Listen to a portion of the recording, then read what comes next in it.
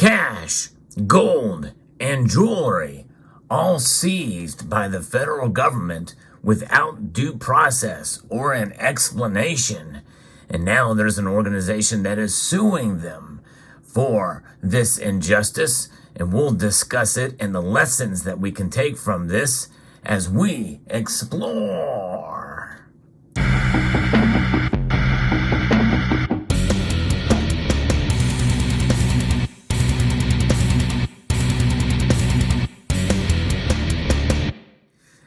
Those three items, jewelry, gold, and cash, most of us here in this country and in nations around the world recognize that they are things of value.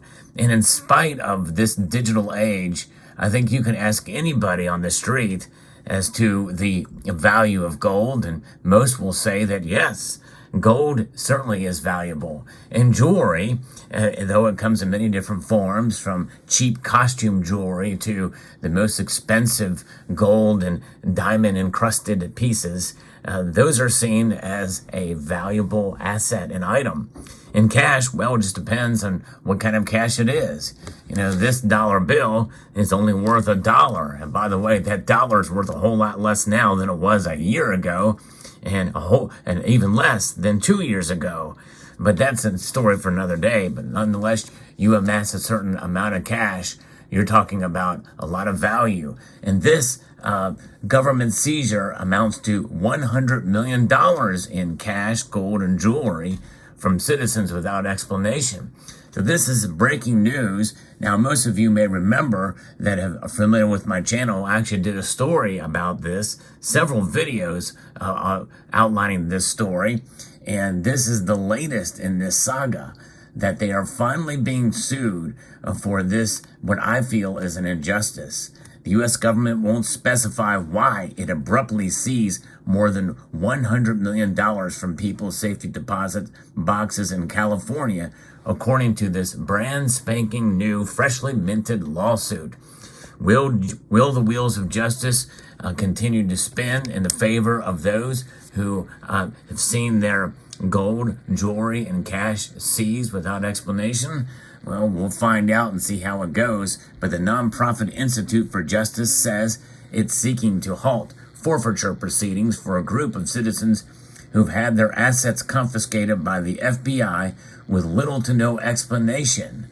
The article here from Daily Huddle continues to say that the case is centered around or on a Los Angeles-based couple who says the FBI won't say why it abruptly seized $40,200 of their life savings from a safety deposit box. Folks, that is a huge amount that they are now without, thanks to the government. To me, it is inexcusable. I'll even use the word deplorable, because that's exactly what's going on here. Linda and Reggie Martin want to know why the FBI took their cash, along with the contents of hundreds of other people's safety deposit boxes from a financial storage company in Beverly Hills in March of 2021. They say that the agency seized their money without providing any evidence of the illegal activity by them. And I will say this here, that the storage company, there may have been some illegal activity happening from that company, and illegal activity happening in the storage units and some of them, but you can separate the wheat from the chaff easy enough, and they really should have done that, but they didn't. And so therefore now innocent people who have done business with this company are now being I think punished, and I think unjustly. But that's just my view here.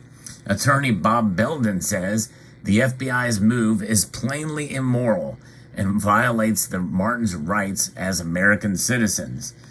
He goes on to say that the government shouldn't get to take your property if it can't tell you what you did wrong. That's pretty basic, pretty fundamental, right?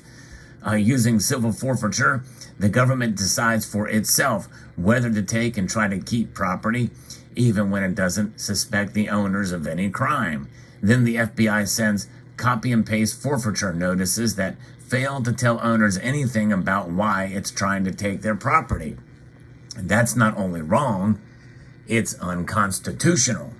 In total, the FBI's operation seized more than $100 million in cash, gold, and jewelry and other valuables from hundreds of people at the Beverly Hills location located, according to the Institute for Justice.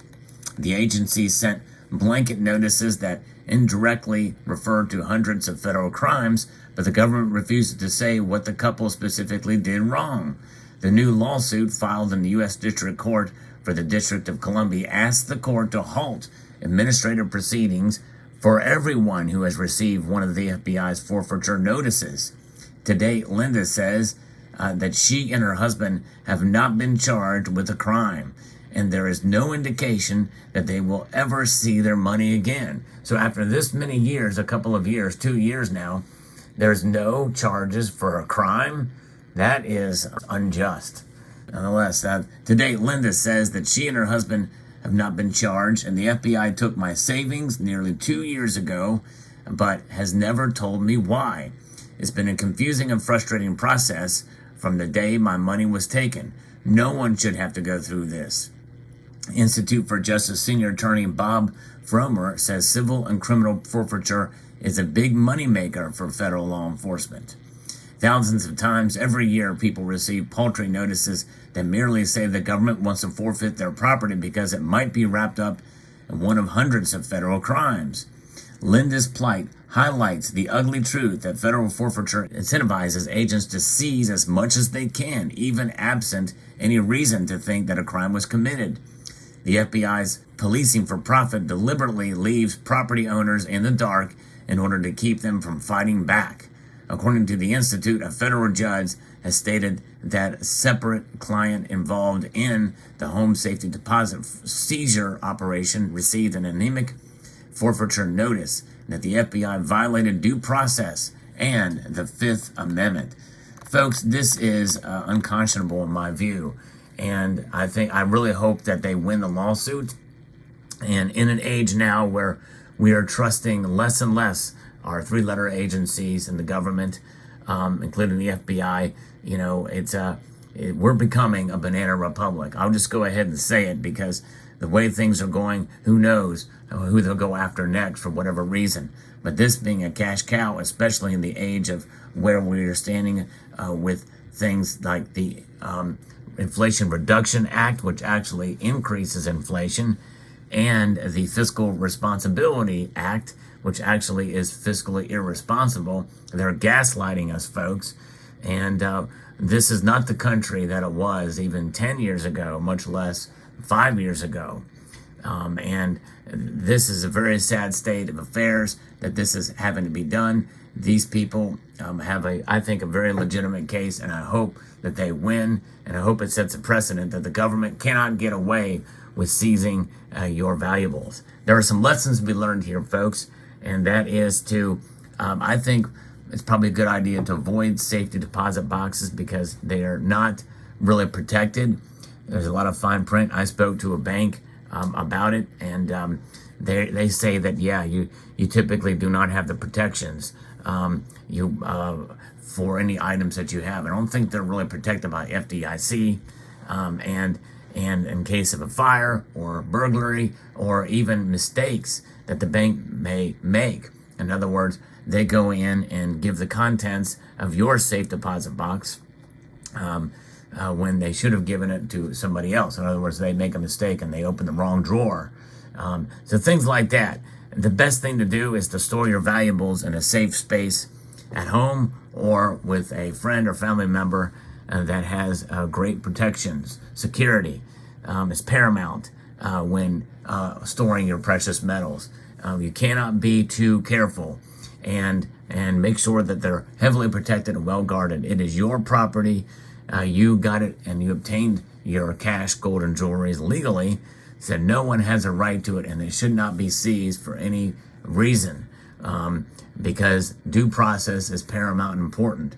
And these individuals' rights have been violated. I think that it goes without saying that the evidence is clear, that there is no charge has been placed after 2 years and no due process. It seems like it should be an open and shut case. But in the world we live in now, and given the corruption in government, it honestly would not surprise me if the case was either dismissed or is not heard. And to me, that is paramount to an authoritarian regime, and we're starting to see a lot more of that these days. I used to not even think this way, folks. You would not really hear me mention things like this, even 3 years ago or 4 years ago. But this is a different country now, and it's a shame that this type of stuff is happening.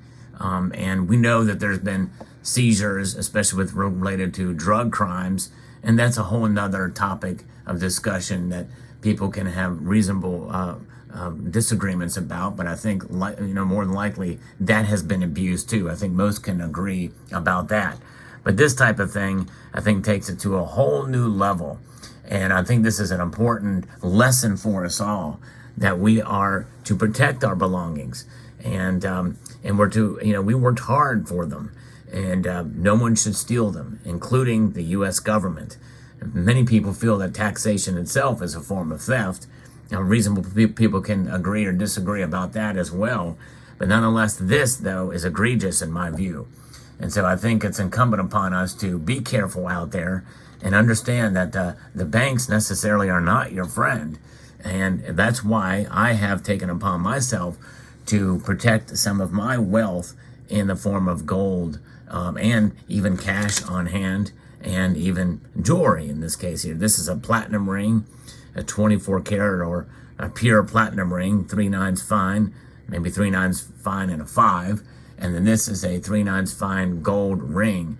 Both of these I purchased as sort of, quote, investment jewelry from Monet, Monet.com. You will pay a bit of a hefty premium, but a lot less premium than you would paying for 14 or 18 karat gold or 10 karat gold at your jewelry establishments, your popular names that have huge, massive premiums. You definitely way overpay for those. And these are kind of pieces I got as sort of show pieces here, but nonetheless, you get the idea, you get the example of what they are. So there you have it. Let me know what your thoughts are on this story. I try to keep up with the stories that I've reported on in past videos, and this is one of those updates to a story that I reported on. It'll be very interesting to see how it plays out. I will keep you abreast of the latest developments as I see them. Let me know what your thoughts are in the comment section below. Hope you found this video insightful, informative, and educational. And I'd like to extend a multitude of gratitude to you all for taking the time to watch, and to encourage you to please rate, share, comment, and subscribe.